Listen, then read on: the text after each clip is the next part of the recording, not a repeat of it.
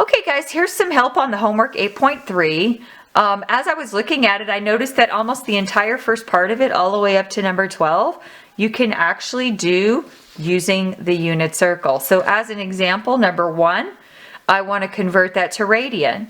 So if I go and find 120 degrees on my unit circle, boom, there you go, 2 pi over 3, and there's your answer. So your radian measure, remember, is going to be in terms of pi, and working backwards from that, if they say, hey, what is that? 5 pi over 6. So I'm going to come over here, find 5 pi over 6, which is right here, and go, oh, that's 150 degrees. So I'm converting this one to degrees, and that's all you have to do on that, is just kind of use the unit circle. I don't know if there's any others on there, so it's just really mostly just using, but just know that the formulas I gave you are for if the degree or radian is not on the unit circle, then you have to know how to convert it the other way as well. The second section is going to degree, minute, and seconds. So remember, you take your decimal, times it by 60, and then if you have another decimal, times that part by 60.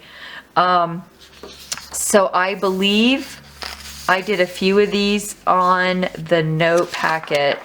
I believe I did number 15 with you guys already in the notes, and I also did, I believe it was one of these. Let me just take a glance here.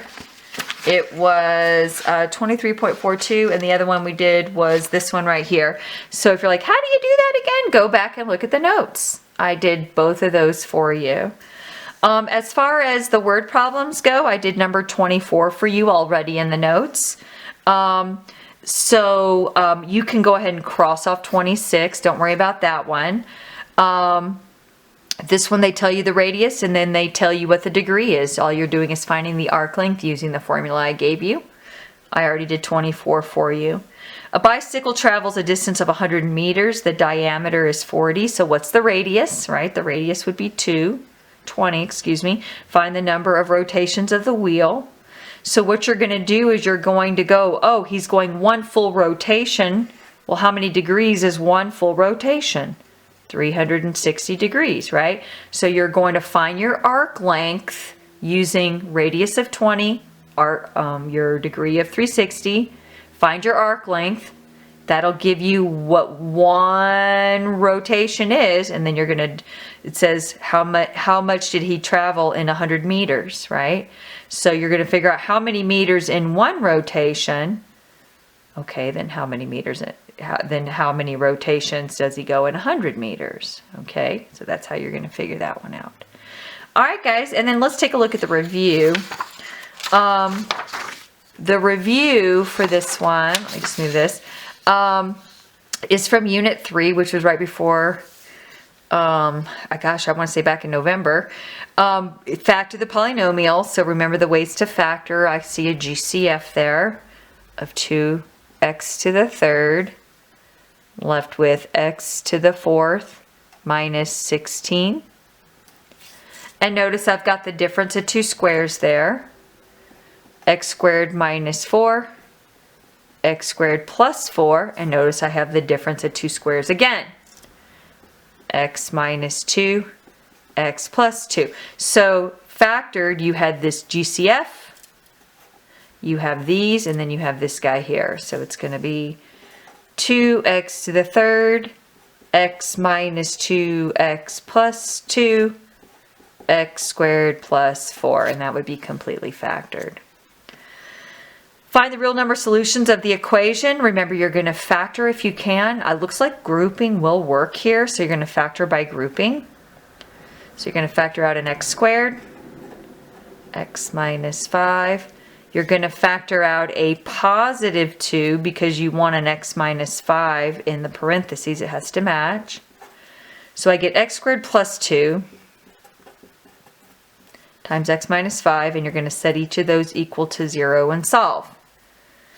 Well, if I take x squared plus 2 equal to 0 and solve, hey, that's not real because I've got a negative when I go to take the square root of both sides. I get plus or minus I, the square root of 2. That's not real. And the question says we only want the real number solution. So your only real is going to be taking x minus 5 equal to 0 giving you just 5. Okay. The last one says, what are the quadrants? It says, what are the quadrants of the standard XY coordinate plane below that contain points on the graph of? So what I would do is I would put this in slope-intercept form and graph it, or you could do your X and Y intercepts. Either way will get you some points on the graph. So I'm going to remember slope-intercept form is y equals mx plus b. So I'm going to bring this over. It's going to become a negative 4x. Negative 2y equals negative 4x plus 8. Divide everything by negative 2. And I get y equals a positive 2x minus 4. So if I come over to the graph and graph that, looks like I'm going to have a y-intercept of negative 4 and a slope of 2. So I'm going to rise 2, run 1, rise 2, run 1. And it would just keep going this way here. So what quadrants does it hit? It hits quadrant 1, it hits quadrant 3, it hit 2, quadrant 1, quadrant 4, quadrant 3. It does not hit 2. So if I look at my choices, I don't want 2 to be in there. It's just 1, 3, and 4. So the answer is going to be D. Okay, guys, there's some help on 8.3.